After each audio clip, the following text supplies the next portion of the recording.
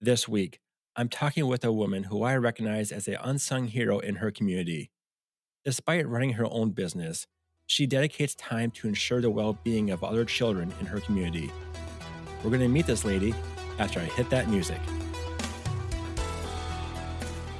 Joining me this week is community advocate Elizabeth Hanke. Elizabeth, thank you so much for coming on my podcast today. I appreciate that you invited me. Thank you for having me on. Elizabeth, you run a business full time. How do you find time to fight for the kids' rights in your community? So I do, I own an escape room, which is my full-time business. And I think the reason that I care or advocate so hard is that I found out in running a business that if you do not take care of those problems, they just become larger problems. And so, in part, being a member in the community, but also having kids and hosting exchange students from around the world, I noticed a decline in academic standards. And when you're doing more research, it's not just those academic standards, but it's also behavioral issues that aren't being addressed. And it goes further into the way that we listen to each other as a community. What made you want to take a stand and speak up for the community? And when you did that, was there any repercussions along the way that could affect your business?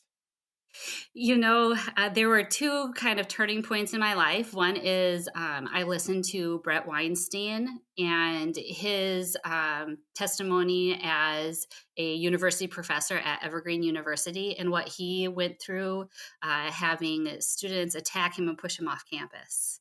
And then, in addition to that, our local school system adopted a bunch of policies based on Portland Public Schools. And I was already very familiar with what was happening at Portland Public Uh, I'm Schools. not familiar with Portland Public Schools. Can you give me a quick little rundown?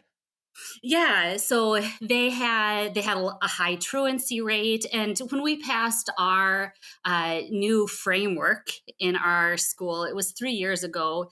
It was during that COVID period, and they worked with the Minnesota Equity Alliance to pass a framework based off of Portland's. Well, Portland already had high truancy, lowering test scores, and a lot of students leaving their district 3 years ago.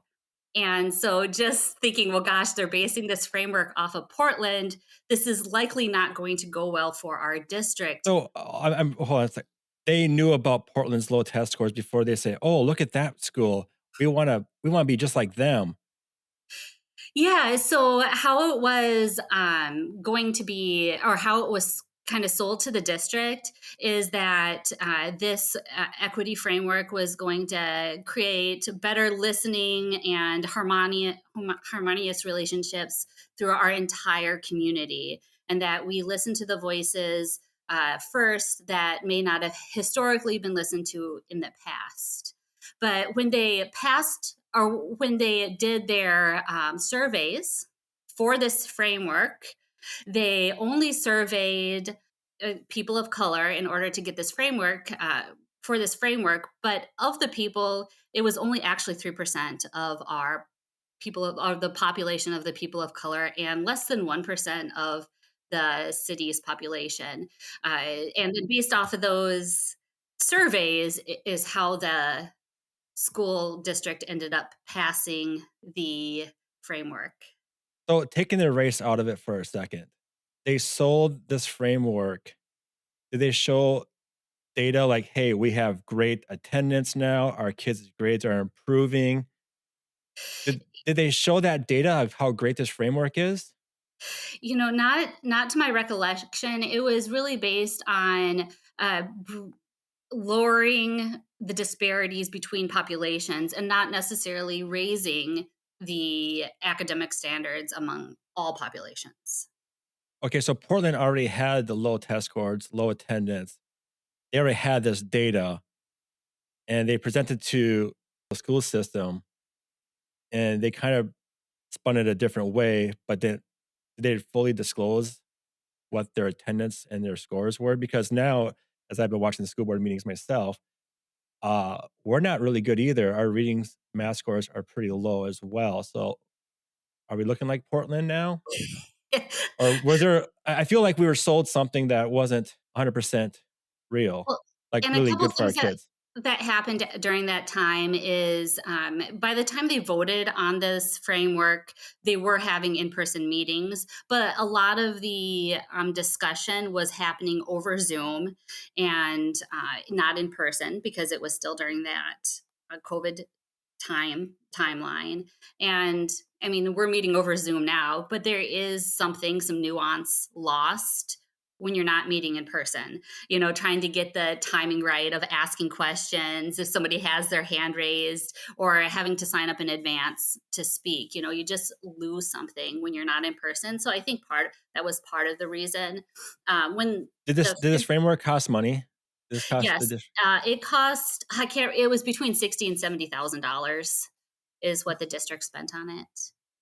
Okay, And well, so that was kind of a tipping point for me was because I was familiar with Brett Weinstein, and then I was somewhat familiar with Portland Public Schools and the decline they've seen in both their student population as well as test scores and truancy rate. So that's when I started getting involved because before that, I was not involved at all in really school stuff beyond my own children.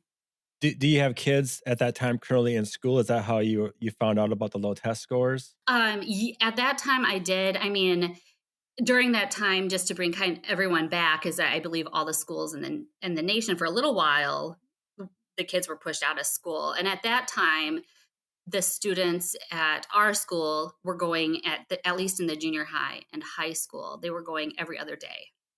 So, and the thought behind that was like it gives them additional space within the classrooms to separate out students. So you've got A day and B day students and then a day of cleaning. So some students like went Monday, Thursday, and then Tuesday, Friday, and then Wednesday was a day to clean.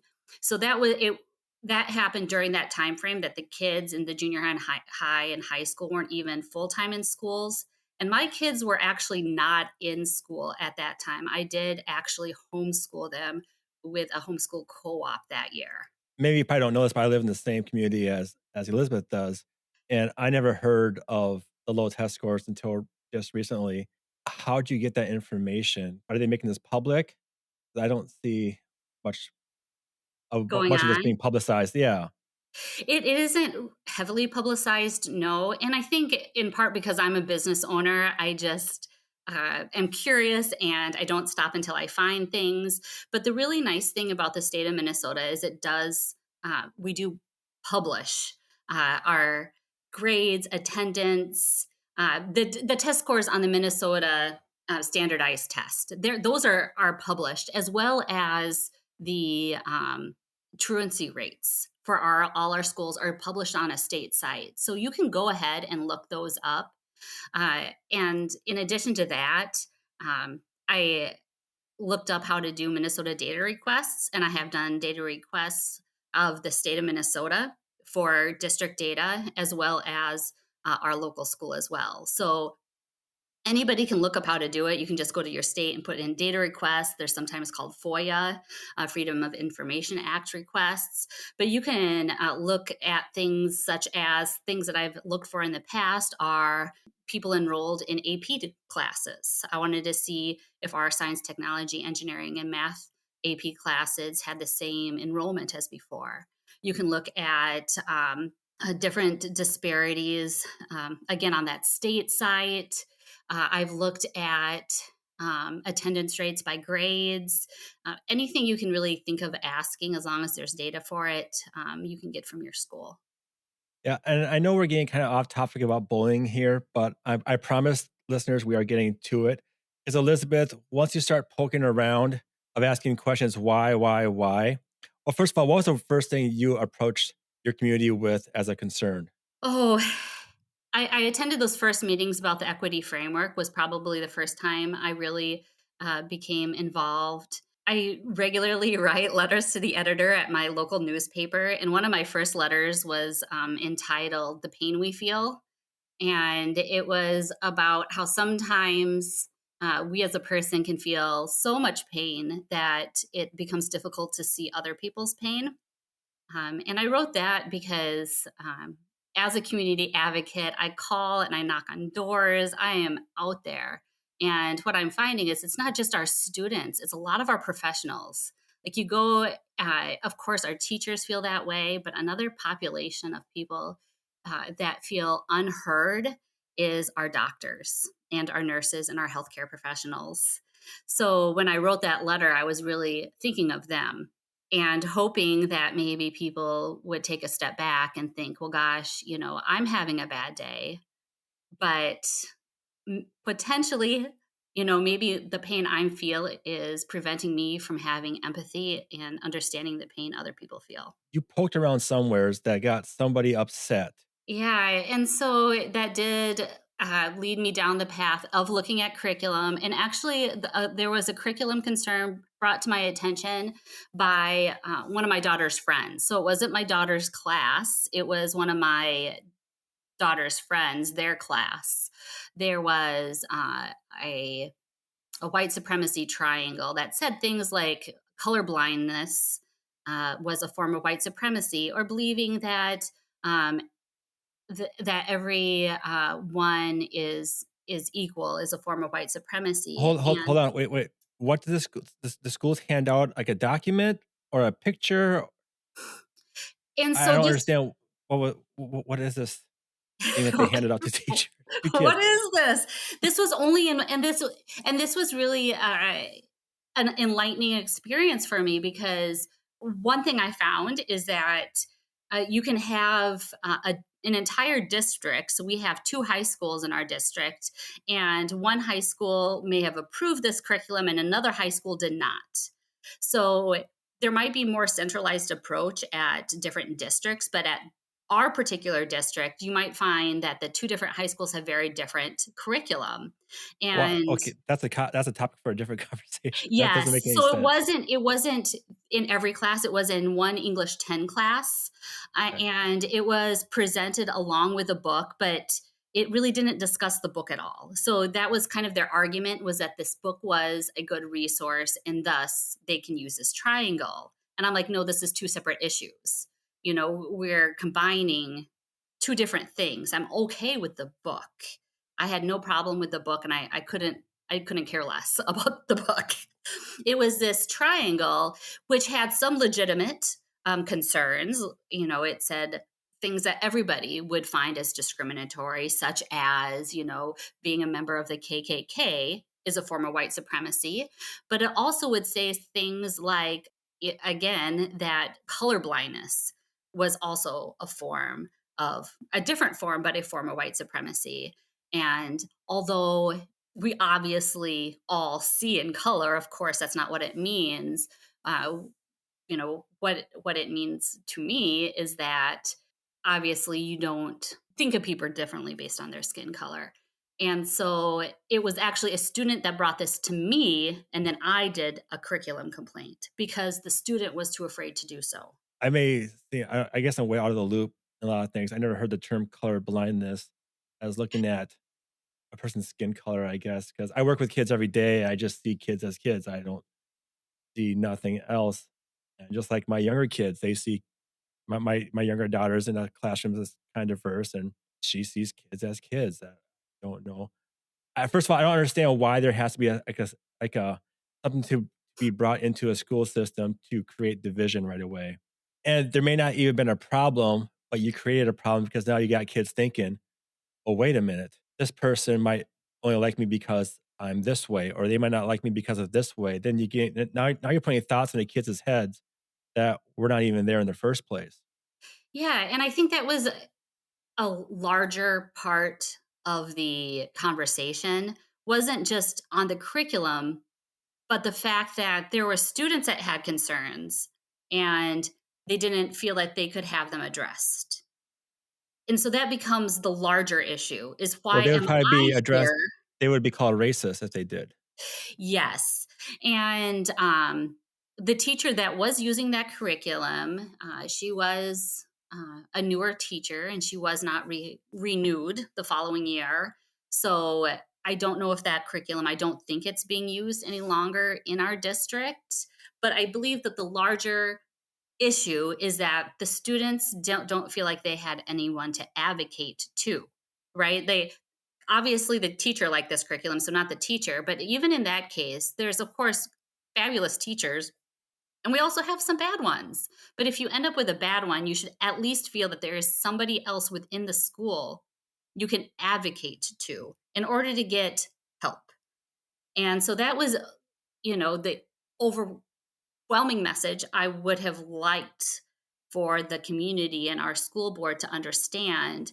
And as far as problems that I had, occasionally, I would get, Facebook messages that were somewhat threatening, or, Okay, so I, hold on. Let's talk about this now. So now here comes the bullying part of this whole conversation piece. Now we have a nice good backstory. yeah. So you stuck up for a piece of curriculum that did the school board approve that curriculum to be taught, or did the teacher just thought she could do it anyways? So how it was approved, from my understanding, talking to the building principal, was that different departments can approve their own curriculum. So it Okay. was locally approved by a department, Okay. and the school board can approve or deny curriculum. Thus, the curriculum complaint. Okay. But in this case, prior to the curriculum complaint, they may have been unaware. I'm not sure. Okay. So because you've done of that, your local newspaper ran a story about that, about you bringing that attention public. What were the repercussions of this now? And again, like privately, people would message and maybe call me names. I had actually posted the article to a mom's group on Facebook, and people who ran the mom's group were being harassed by community members and threatened. And So they yeah, were upset at you for you I'm lost. the people that were threatening the moderators of the Facebook group wanted the Facebook group to take my post down because I posted the curriculum complaint as well as the curriculum that was being taught. And so there were people, activists, that were actually harassing the moderators. And so I think that's another part of the social media harassment. And when we see things getting removed from Facebook sites, sometimes it's not like this big overlord complex removing things. It's just that like real people, regular people run these Facebook groups, and they're not typically used to being harassed. So when Yeah. somebody or a few people decide to send messages about how awful they are, allowing this curriculum to be up on their website and allowing discussion, that is very scary if you haven't been part of it. My opinion on, especially when it comes to curriculum, like our first focus should be writing, math, history, science. That's it.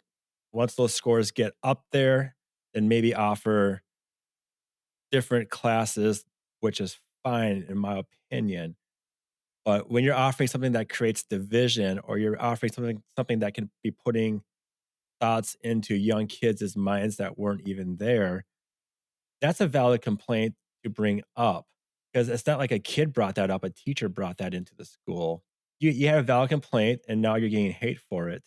And it wasn't necessarily just me that was getting hate, it was also the moderators of this Facebook group, and then they shot me the messages, like, we're a free speech site, we put this, space together to be free speech, but we're having trouble advocating for free speech because this is scary, is kind of what they said, and they did end up leaving it up, and it was Did, fine, and did the I was moderators just fine. block those people making threats? Because that's what you should do. Yep, they did. They eventually did. Okay. They initially wanted to have it be, like I said, a free speech site, but here are a couple people, and it's such a small minority. And I think from running a business too, like you have 99% of your customers are just fantastic people, and you have 1 or 2% that can be difficult.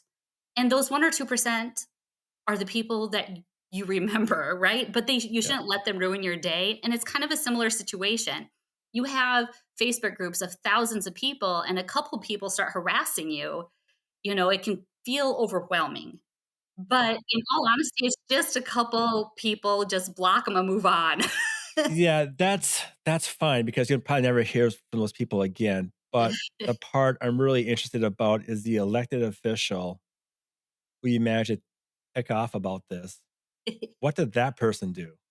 And I got called just a lot of just generally names saying that I wasn't being empathetic, that I'm being bigoted. And honestly, and I hope I did a good job. It's really hard when people are calling you names to stay calm. Because eventually the curriculum complaint did go to a committee where I did sit in front of the school board and some cabinet members give my rundown of everything that's happened and why I believe that this curriculum is inappropriate, right? And so you're sitting in front of them and you're giving the, and it's hard to face that criticism, but the big thing is just staying as calm as possible and um and making sure that my language doesn't match theirs because most of the people that believe things differently than I do are not in that belief because they're bad people. Even though the things that they believe might hurt me, or in this case, there were students that felt discriminated against, it hurt them. The big thing is that they don't see other people's hurt. So it kind of goes back to that original article I did that sometimes you feel so much hurt, you can't see other people's hurt. And if I became as upset or if I used language like they used, then it becomes much harder for them to see the pain other people are in. And so I really tried to stay calm. And ultimately, I did not see any change in my business. I mean, I didn't go to these meetings saying that, "Hey, I am this person from this business." So, I mean, I don't go being representing my whole business or anything, but it's easy enough to see the businesses I own and who I am. And I have not seen any dip in sales, business sales at all. And so, for the other people who have gone through this or who are doctors or teachers and are going through this currently or don't know how to advocate for themselves, I've just found that the benefits outweigh the negatives. And in the moment, it feels really, really scary and really, really painful, but it always pays out a little bit at the end. How are things right now for you? Yeah, I know you're still advocating for kids and fighting. How are things right now? I do take steps away from any type of advocacy because it can become overwhelming and it's hard to see the light through some of the darkness at times. And it's really important to have that perspective. So sometimes when I feel too overwhelmed, I do you just get off of social media, go for more walks, focus on the things that give me joy. Like I have a motorcycle, it's cold here, so I can't run it very much, but going on a motorcycle ride, going for your walks, taking that step back because these problems, all the bullying problems and issues, they're not going away tomorrow. So if I take a step away for a month or 2 months, they're going to be there when I get back.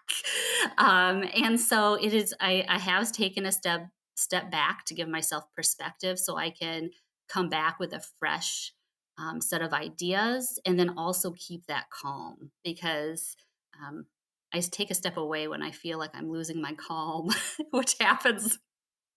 Elizabeth, I love all what you're saying. If people want to get a hold of you or connect with you, how can they do that? You can Google search Elizabeth Hanke, Minnesota. Probably pop up. There is an Elizabeth Hanke that is also an economist, I think, at the Heritage Society when I'm doing my own Google searches. I volunteer time with the Foundation Against Intolerance and Racism. I think Coleman Hughes, Abigail Schreier are all members on the board. And so you can also email me at elizabeth.hanke@fairforall.org and get a hold of me that way. And how do you spell all that? so, FAIR is FAIR, just FAIR. And it does stand for the Foundation Against Intolerance and Racism. We have different members throughout the country. Certainly, if you find curriculum and that is inappropriate within your school, there is a site called Fair Transparency, and you can make reports. So, and that goes for if you've been discriminated against, regardless of race, you can go ahead and do a fair transparency report. And they do have lawyers that will follow up with you. And sometimes it's legal action, and they'll partner with a local law firm. And sometimes it's just simply helping you advocate and writing documents for you, or helping you learn how to do FOIA requests to get more information. But it's just FAIR, fair, and then for all is FORALL.org, fair for all. Okay. And your last name is Hanke. That's kind of what I was getting at. Oh, Elizabeth Hanke, Hanke. Yes. I Sorry about will I that. will include I will include your email into the show notes. Again, Elizabeth, thank you so much for coming on today. I appreciate you having me on, Tim. Thank you. And for myself, you can always find us at our very own website, which is www.breakingbullying.com. You can also reach out to us at our email address. If you have a story of your own bullying to share, or for whatever reason you want to get a hold of us, our email address is breakbullyinghere@gmail.com. Now, if you're a victim of bullying and you don't know where to turn, there is online resources to help you. The first is the government's very own anti-bullying website, and the address is www.stopbullying.gov. And other online resource is www.pacer.org/bullying. Now, if you have had thoughts of suicide or of self-harm, we implore you to stop. Reach out to the National Suicide Hotline. That number is very simple. It's 988. I'm Tim Flynn, and thank you for listening, and we will be back next week to continue the conversation to break the silence on bullying.